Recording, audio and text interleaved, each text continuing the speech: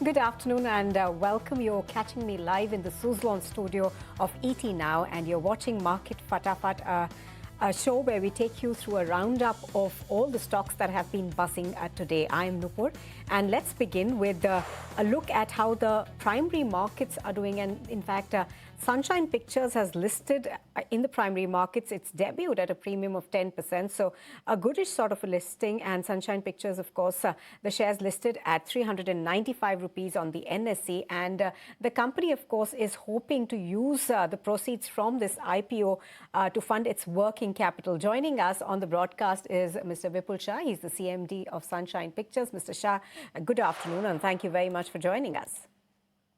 All right. First question. Now, FY26 EBITDA margin was, of course, exceptionally high. How sustainable are current margins as the production slate scales? So one of the very important factor is, as a company, we look at our company from the point of view of profits, not just from the point of view of the turnover, and that keeps our profits very heavy and on a higher side, and that's why you are seeing a EBITDA to be on a higher side. However, it is very difficult to maintain similar EBITDA every year in a film business, because some films can do very big numbers, some can do moderate. So it's very difficult to maintain the EBITDA of this level, but there are plans, and there is a plan for us to maintain a very high EBITDA for our investors, and that is what we will try and continue to do. All right. Now, how much of the IPO proceeds will actually go towards content production versus working capital and other initiatives? This IPO fundraising has been for the working capital and enhancement of our capacity to produce more content. We are working on 5 verticals at this moment: films, web shows, television shows. We have started our music label and a digital content platform. So all 5 verticals we want to grow as time goes by. And so there are effective plans in place that the money will be deployed in all 5 for the growth story of the company. Mr. Shah, now, how much of the revenue visibility one can realistically expect from the existing pipeline versus the new projects that are yet to be commissioned? It would be unfair, or it would be wrong on my part to talk about future numbers, but what I can say is that we understand our responsibility as a company, and we understand where our company needs to go from here, and the pipeline has been curated, and new films or new web series or new projects are getting added to this pipeline, only keeping in line with the targets that we have set out for the company's growth story. All right. Now, top 5 customers seem to have contributed about 87% of the FY26 revenue. Now, is this something that you're concerned about, and how are you working to reduce this concentration? There is no such worry, because we have wonderful relationship with all the platforms. If you look at our history, right now we've given our film Governor to Amazon. We have worked very closely with Zee. We work with Jio. We work with Prasar Bharati, which is Doordarshan of India. We've in the past worked with Sony Music. We've worked with T-Series. So there is absolutely no problem with concentration. It may happen in a particular year that you might have a deal where, you know, a particular studio or particular platform might show as more prominent than the others. But there is no problem with that, because in the coming years, you then divert. So in 26, we gave Kerala Story 2 to Z5, and Governor we have given to Amazon. So there is enough and more diversification already happening, and we are not concentrating on a limited suppliers. Well, sure. Now, what is the strategic ambition for Sunshine Music and Sunshine Digital Originals? Can music and the digital eventually become meaningful revenue generating businesses? And also, which new verticals have the potential to become the company's second major growth engine after films? So I think it's very difficult for us to say. I would want all 5 verticals to compete with each other and outperform each other, and that is where the company's holistic growth will come. We need all 5 verticals to do well.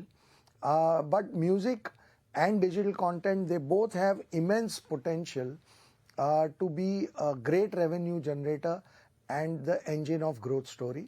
Films, we have already showcased our ability to generate great revenues. Same is the case with vertical. We are now starting to build that vertical and television content. So as I said, we want all our 5 verticals to compete with each other and constantly create an environment where the holistic growth of the company is, year on year, pretty impressive. Okay, Mr. Shah, now finally, with regional cinema gaining share and audiences becoming more content focused, how is Sunrise adapting to its genre and language strategy? So, of course, we would love to enter into regional markets as well as, Gujarati, Marathi, South, Punjabi, Odia. There are so many languages. But we also want to enhance our ability to make more Hindi films. And so there is a lot of work that we need to do. And we have lots of plans in place for how we want to grow the film vertical in languages as well as in Hindi. And we will demonstrate that in coming years, that what are our plans. All right, Mr. Shah, appreciate your speaking to us on ET Now. Thank you very much for joining us. Well, we slip into a short break right now. On the other side, we'll be bringing you more, so do stay with us on Market Fatafat. You're catching us live from the Suzlon studios.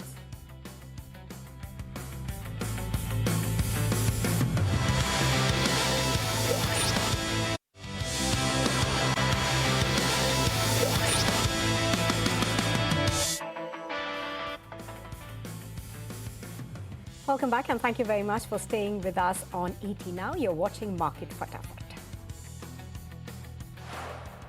And now moving on to what we are seeing in terms of more IPOs being listed. Now, ESDS Software 720 crore IPO opens on the 28th of August. Now, this is with a price band of 408 to 429 rupees per share. The issue is entirely a fresh issue of 720 crore rupees. My colleague Sajid actually caught up with Piyush Somani. He's the MD and chairman of ESDS Software to discuss the company's growth plans. The journey started 21 years back from city of Nasik. So I started giving outsource hosting support to American data center companies, UK-based data center companies. And then from there, got an opportunity to acquire one of the American companies to UK-based companies. And then the transformation happened from being a web hosting provider to a data center service provider to a cloud hosting service provider. In 2010, we launched our own data centers in India. We launched our cloud platform in India with real-time autonomous scaling technology, for which we later on got the American patent, UK patent, and India patent.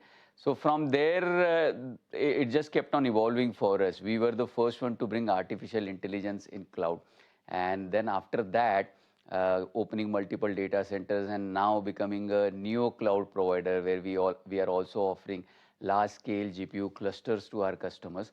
So the journey, which started 21 years back from a small backyard of a kindergarten in Nasik to where we are today, has been mesmerizing. And now what we are seeing in the world, especially what is happening outside of India, go east and you will see some amazing AI-related stuff happening over there. If you go to America, you will see 476 gigawatts of demand coming from American data center companies, which America is not able to fulfill. So 500 gigawatt over there, 500 gigawatt over here. That's the kind of demand which is coming for data centers.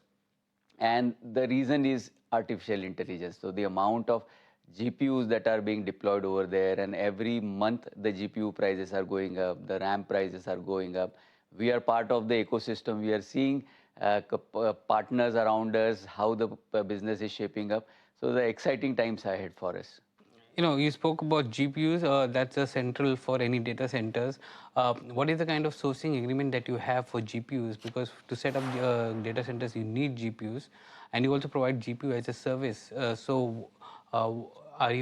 do you have long-term agreements with all the vendors like NVIDIA or others to provide you the platform and the GPUs? Yeah, so you have to be in the ecosystem. Obviously, NVIDIA approvals are required, and that is what a couple of projects that we are doing. So we have already got the necessary approvals in place. Due diligence happens on you, so that is already taken care. And now we are in the ecosystem. Everyone who is there in that, be it a DDN storage or the VAST or any of the neo cloud companies all over the world. There are around 147 neo cloud companies all over the world with whom almost 5 such companies are already our existing partners now. So we work with them. Lenders are there. So there are close to 25 American lenders who do the majority funding. Almost $316 billion is what they have funded in the last 1 year to the neo cloud companies all over the world. So you have to be in that ecosystem to work with them.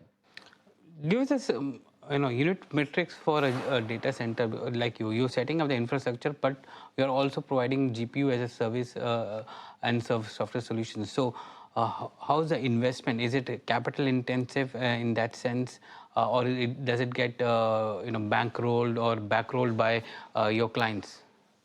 So being an Indian company, there are limitations. Like if you are an American company getting funding for the data center, getting funding for the GPUs or the CPUs, softwares also becomes quite easy. But being an Indian company, limitations are there. So that's why we go in a partnership model. So we identify a data center partner. So if it's a small data center that we can do 5, 10, 20 megawatts, 50 megawatts, fine, we can do it. But upwards of 50 megawatt, then we have to go and identify a data center partner.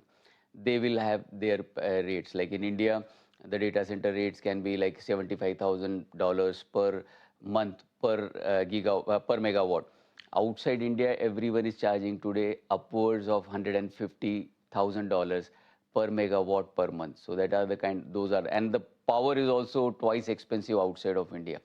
But still, everyone is deploying the clusters outside of India because the lenders are very comfortable giving funding outside of India. At the moment, the lenders are not comfortable giving you funding in inside India because if anything goes wrong with any of the clusters, can they take out the GPUs out of India?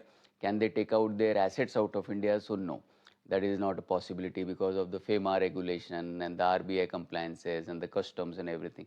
So that is the reason we are working aggressively outside of India.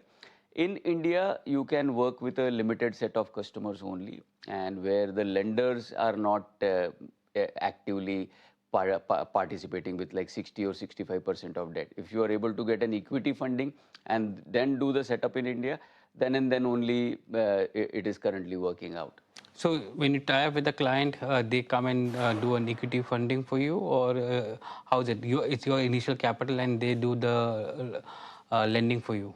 Yeah, so outside India, the model at the moment is that the client is giving you almost 35% of the capex, and the balance 70 or 65% of the capex comes from an American lender.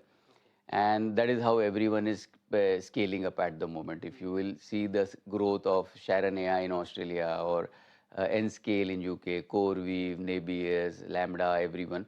So they are all like getting advance from the customer, 12 months advance from the customer. That is amortized over a period of next 3 years or 5 years. And then the remaining funding comes from.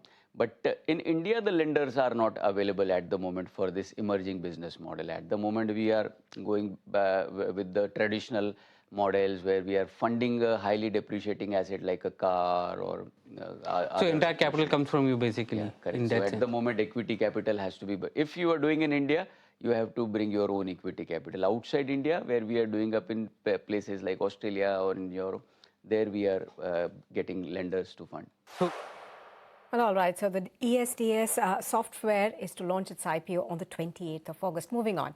In an exclusive conversation with ET Now, DIPAM Secretary Arunesh Chawla has said that the government is confident of meeting its FY27 disinvestment target. Now, he also highlighted the 75,000 crore rupee dividend target, with most of the proceeds expected in the second half of the year.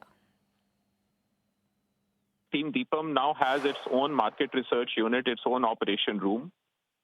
Last year, we achieved more than 90%, almost 95 to 96% of our target, which was a very good achievement. And this year, the pace is so good that we are hopeful of now achieving it 100% this year. I think the total figure is now around 65,000 crores. And that is, we have still not ended with August, and Hindustan Copper will get added to it. So you will see that the first half itself will show fantastic results this year. As digital currencies grow, Pine Labs is seeing faster and more programmable money as the next step for payments. The company's CEO explains how UPI, CBDCs, and stable coins could shape the future of money. Digital currencies solve for two things. One, it solves for faster money movement because every transaction is on the chain. Once a person transfers money to somebody else, the chain gets updated instantly, money moves very, very quickly. So it solves for speed. The second thing it solves for is programmability. So where is the money going? Where is the currency supposed to be? That entire piece can get programmed. When you look at a country like ours, UPI has solved for speed of money movement.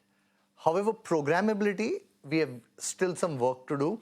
And that's an area where, if you know, RBI has come up with their own CBDC program, which is really, solving for programmability.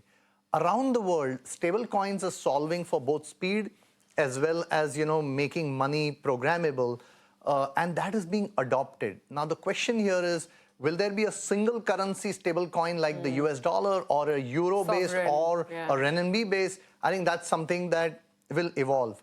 India, on the other hand, have taken an approach which says that we will not try and move to a stable coin kind of an environment. But I think this is going to be a very interesting technology evolution which we want to chase.